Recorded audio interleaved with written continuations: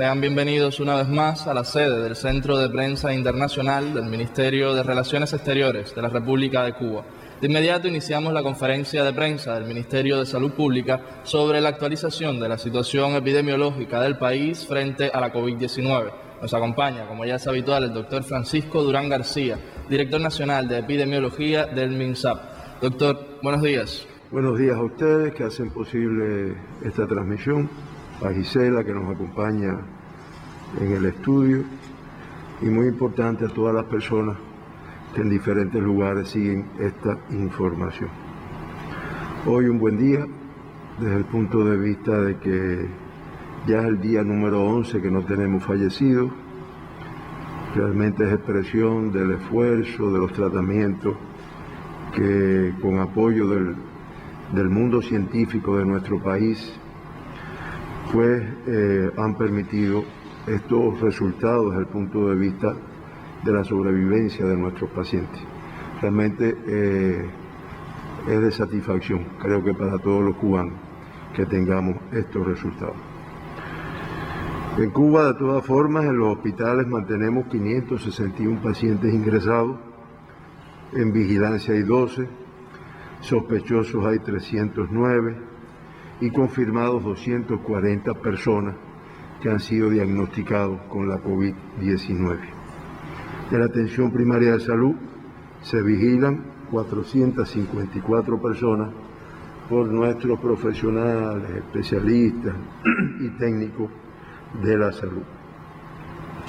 En el día de ayer se estudiaron, se analizaron 2.344 muestras en los laboratorios de biología molecular del Instituto de Medicina Tropical Pedro Curí, 1.359, en los del Centro Provincial de Higiene, Epidemiología y Microbiología de La Habana, 281, en el de Santiago de Cuba, 278, en el de Villa Clara, 216, y en el del Hospital Hermanos Amejeira, 210 muestras. Como resultado del análisis de estas 2.344 muestras, pues 6 resultaron positivas. O sea, se diagnosticaron ayer 3 personas en nuestro país con el virus SARS-CoV-2 y la enfermedad COVID-19. De esta forma y acumulado, ya en Cuba se han analizado 124.947 muestras y como resultado de este análisis pues se han diagnosticado 2.211 personas que han sido positivos a la COVID-19. Los 6 casos que se diagnosticaron ayer todos son cubanos. Eso ha estado sucediendo prácticamente hace más de 10 días. 3 son contactos de casos confirmados y ya podemos decir que el 89,5% de los pacientes diagnosticados en Cuba pues se ha podido precisar que son contactos de casos confirmados. Grupo de riesgo de mucho valor. Estamos hablando de 1.944 personas. En el día de ayer, de los 6, hay 2 en los cuales no se ha precisado aún la fuente de infección y con estos 2 ya se acumulan 68 en los cuales se sigue trabajando para poder encontrar la fuente de infección y hacer completas las acciones de control de foco como está establecido. Y en el día de ayer se vuelve a diagnosticar otra paciente que tiene como fuente de infección el extranjero, el exterior de nuestro país, uno de los cubanos que han regresado a nuestro país. Y con este nuevo diagnóstico, pues se acumulan 158, que es el 7,2% de los casos que se han diagnosticado en Cuba. 5 de los casos diagnosticados ayer son del sexo femenino, acumulándose en 1.099, el 49,7% de los casos diagnosticados en Cuba son del sexo femenino, prácticamente igual que el sexo masculino, que tiene 1.112 y un 50,3%. el 100%, fíjense qué importante, y después nos vamos a referir a algo que se habló en relación con los asintomáticos. El 100% de los casos ayer fueron asintomáticos.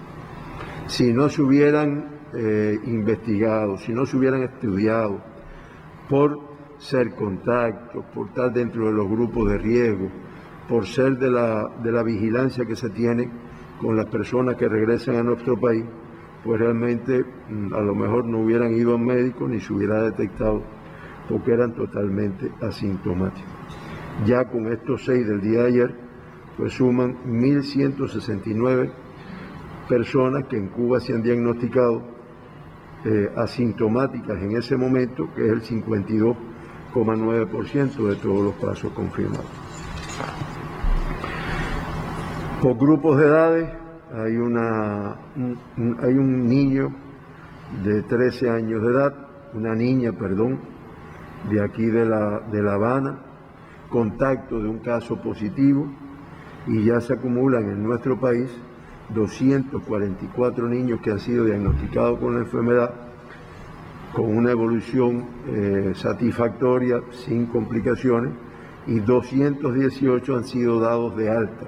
O sea, el 89,3% de los niños diagnosticados en Cuba, después de transcurrir su periodo hospitalario, pues ya se encuentran de alta en estos momentos. Hay un caso de 20 a 39 años de edad, 2 de 40 a 59 y 2 de 60 y más años. El 83,3% de los casos diagnosticados ayer, o sea, 5, pertenecen a la provincia de La Habana, en los municipios de Arroyo Naranjo y Boyero, y 1 que pertenece a Villa Clara, al municipio de Santa Clara, que es la viajera que arribó a nuestro país el 4 de junio. Podemos decir que de los 2.211 casos que están diagnosticados en nuestro país, pues se mantienen ingresados 240. Esos son los casos activos que tiene Cuba en el día de hoy.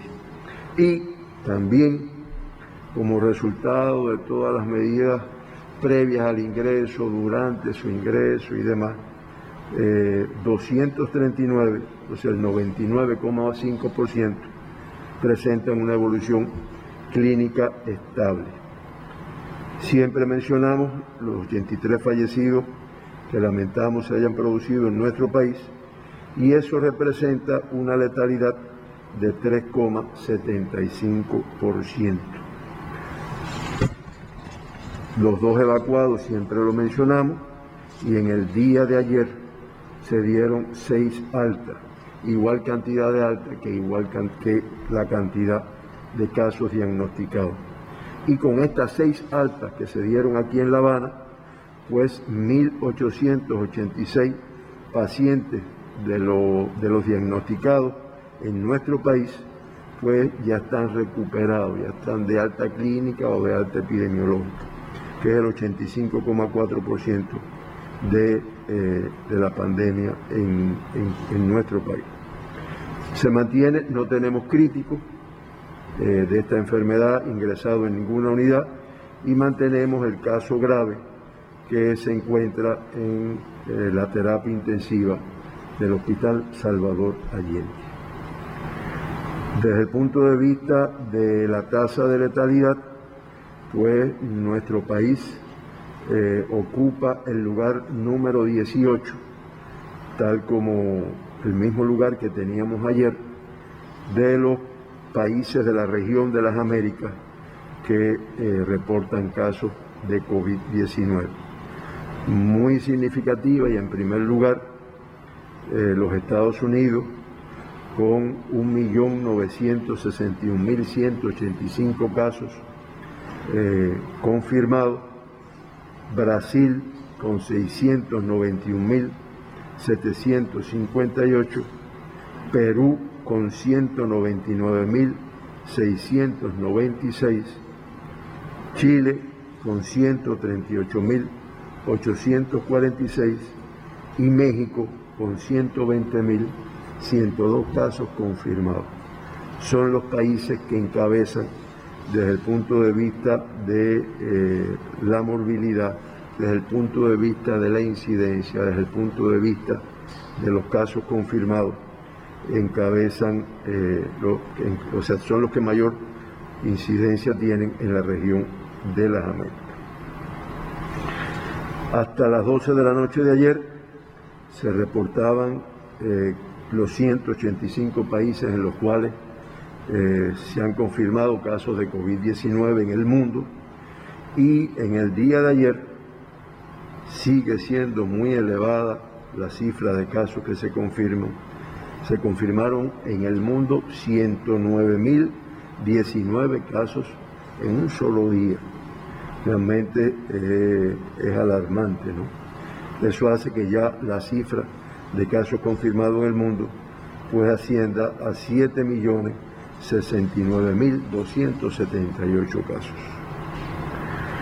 Fallecieron, lo cual también es llamativo, 3.617 personas en el mundo ayer como consecuencia de esta enfermedad, y ya se acumulan 405.587 fallecidos, lo cual da una letalidad de 5,74%. La región de las Américas, no menos complicada desde el punto de vista del comportamiento de la pandemia, diagnostica en el día de ayer 54.064 casos y acumula ya la alarmante cifra de 3.403.398 casos confirmados, que representan el 48,14% de los casos reportados en el mundo. Fallecen ayer en nuestra región 2.281 personas, acumulándose 185.311 fallecidos y una letalidad del 5,44%.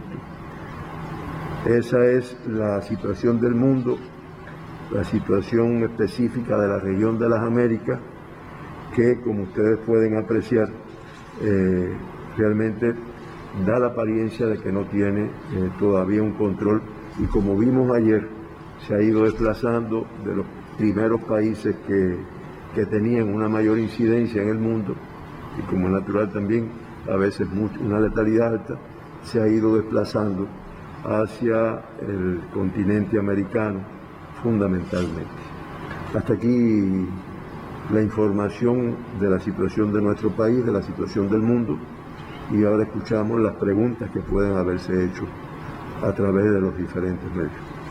Doctor, comenzamos entonces la ronda de preguntas. Las siguientes interrogantes son recurrentes tanto por redes sociales, por el correo COVID-19, plataformas digitales, foros de debates, etc. Y bueno, son dudas que la población tiene constantemente. La primera dice lo siguiente: si una persona asintomática positiva al virus tiene una mascota que va a la casa de un vecino sano, ¿lo puede contagiar con la enfermedad de manera asintomática también? Mira, yo he revisado este tema, porque incluso en la calle las personas me lo han planteado. Es lógico, las mascotas se le llaman también animales afectivos por la relación que se establece con las personas. Y es verdad que se han notificado en sitios externos algunas mascotas que han resultado positivas a la COVID. Estoy hablando de perros, de gatos, ya sin ser mascotas.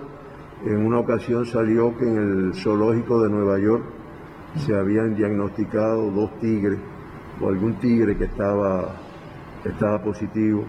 Después recientemente vimos que en una granja de bisones pues también se habían diagnosticado algunos casos. Lo que pasa es que, sobre todo después de haber entrado en contacto con personas infectadas, lo que pasa es que no se ha podido demostrar, primero, que se enfermen, segundo, que sean capaces de transmitir el virus. Son 2 cosas diferentes en este caso. De todas formas, es una información limitada que se sigue en el tiempo, como muchas cosas de esta enfermedad. Y me acuerdo una vez que yo me referí porque un compañero que trabaja en el ministerio cuando salí me dijo, es que mi familia me quiere botar el gato. Digo, no chicos, a lo mejor se quieren agarrar de la COVID para botártelo, pero no es el caso, ¿no? Porque realmente todavía no, y se plantea que el riesgo de transmisión de los animales a una persona es bastante improbable, aunque en COVID no hay nada improbable.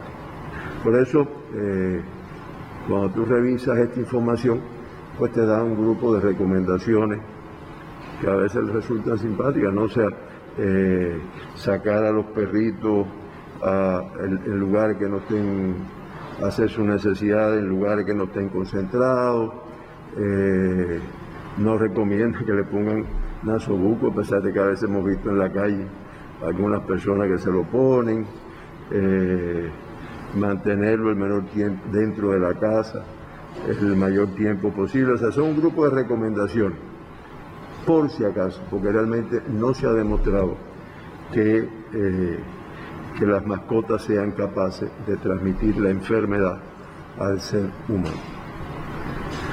Eso es lo que tenemos con las mascotas, Héctor. Siguiente pregunta. La doctora María Van Kerkhove, directora de enfermedades emergentes de la OMS, ha dicho que los infectados asintomáticos no transmiten de manera importante el coronavirus, como se creía antes.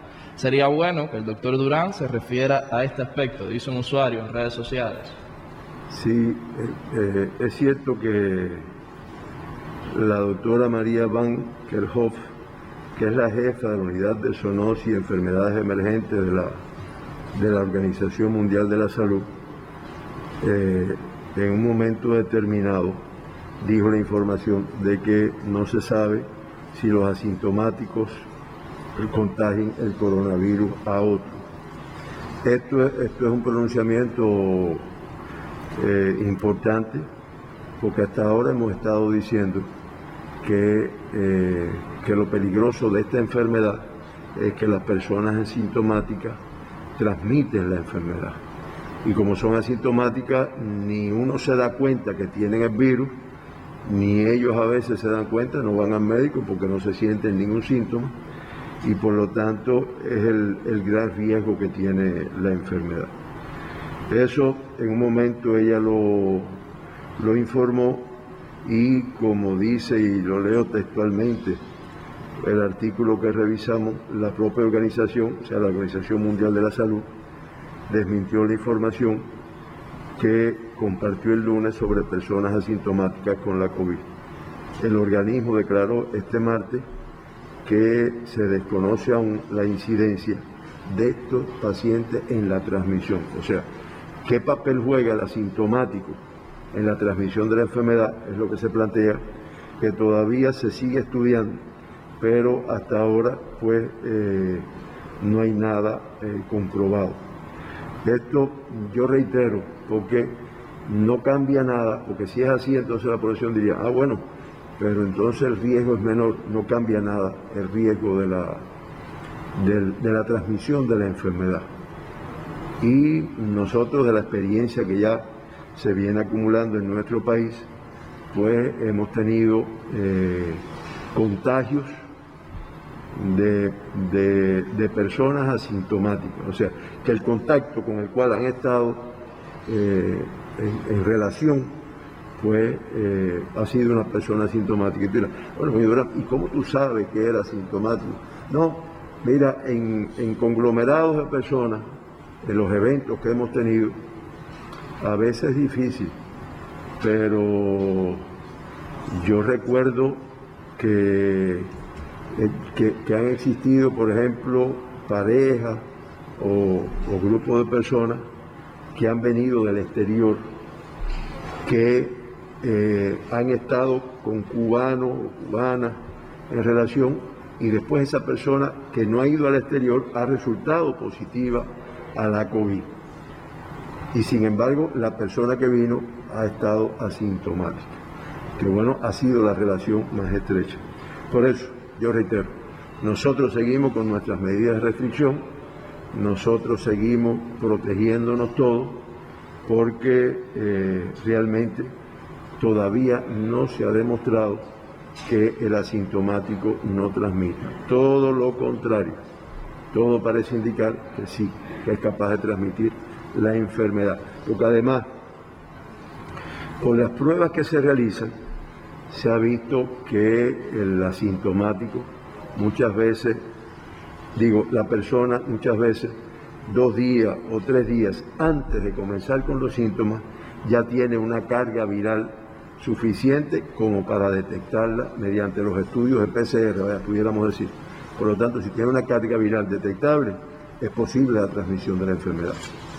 Siguiente pregunta. ¿El MINSAP mantendrá en los hospitales las restricciones a la población en los horarios de visitas y otros momentos, teniendo en cuenta que esto puede ir en contra del buen funcionamiento de la institución y elimina la posibilidad de contagios y propagación de algunas enfermedades?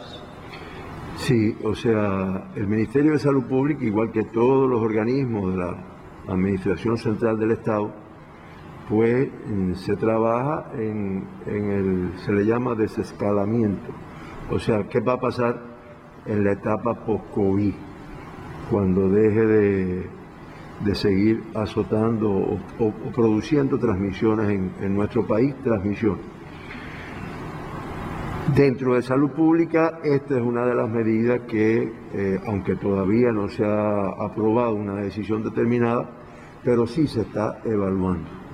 Si se está evaluando, como es natural, se va a mantener visita a nuestras unidades de salud, quizás se mantengan de una forma más reducida, pero se van a mantener, y sobre todo esto va a contribuir no solo a la COVID, sino a muchas veces al orden, a la higiene dentro de nuestras unidades de salud, porque lamentablemente a veces hemos entrado a los hospitales y hemos visto las salas llenas de personas, sentadas varias personas arriba de las camas, incluso de camas de niños, que todas esas cosas, a veces con dificultad, se pone un horario y tú ves que después del horario siguen permaneciendo en la sala, y esto se va a ordenar en un momento determinado.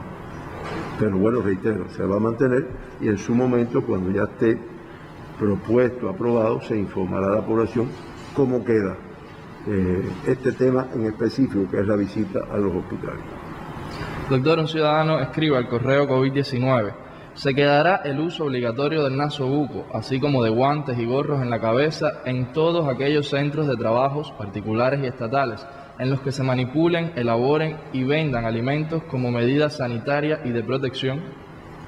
Bueno, mira, el guante y el gorro en determinados casos. El nasobuco, al menos en salud pública, al menos en la actividad asistencial, pues se va a mantener. O es lo que se está planteando, fíjate, que se va a mantener el nasobuco como una medida de protección, como una medida de higiene.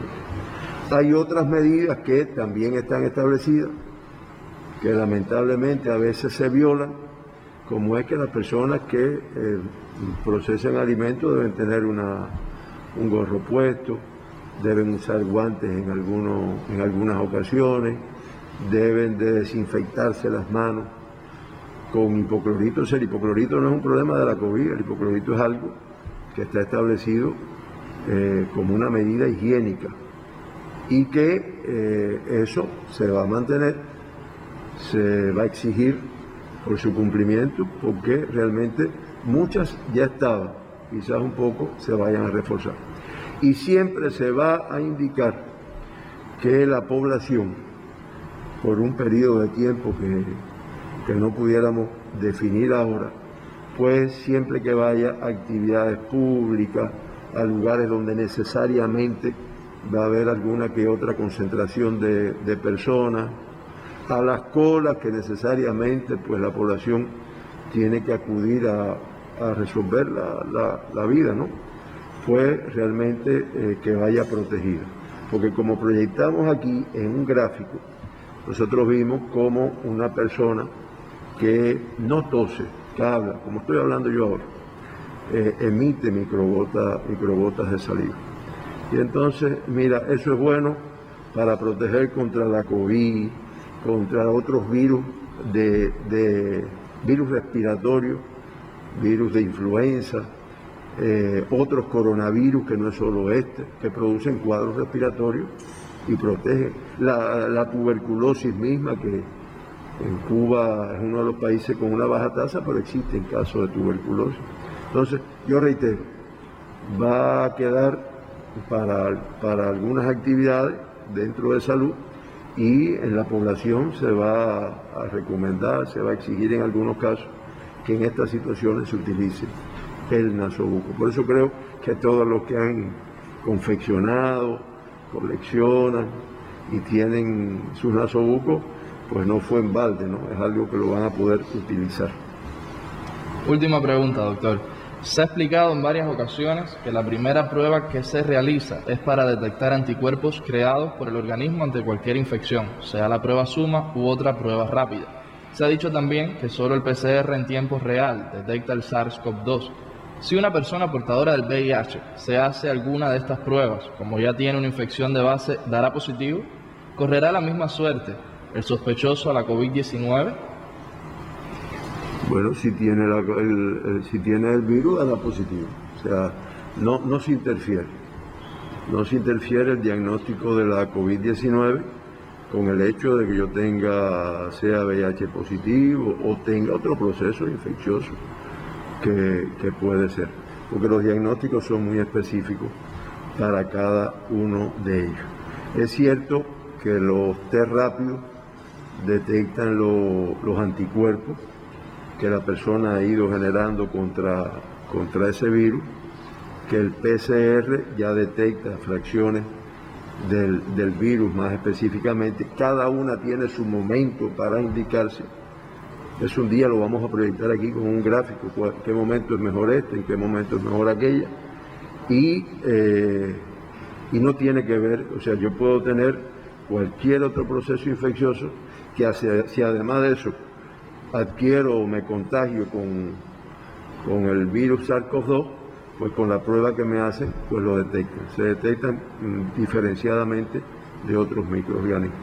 Bueno, creo que ya hoy la población debe estar un poquito agotada y le pido disculpas, no es mi responsabilidad, son que ellos preparan muchas preguntas. Y nosotros nos satisface, porque creo que con esto podemos llevar información a nuestro país, a nuestra población, que además le permita actuar responsablemente, saber cómo se tiene que proteger. Así que muchas gracias, muy buenos días y gracias a todos los que hacen posible esta transmisión y nos siguen todos los días. Muchas gracias. El agradecimiento para usted, doctor, y para todos los que nos siguen.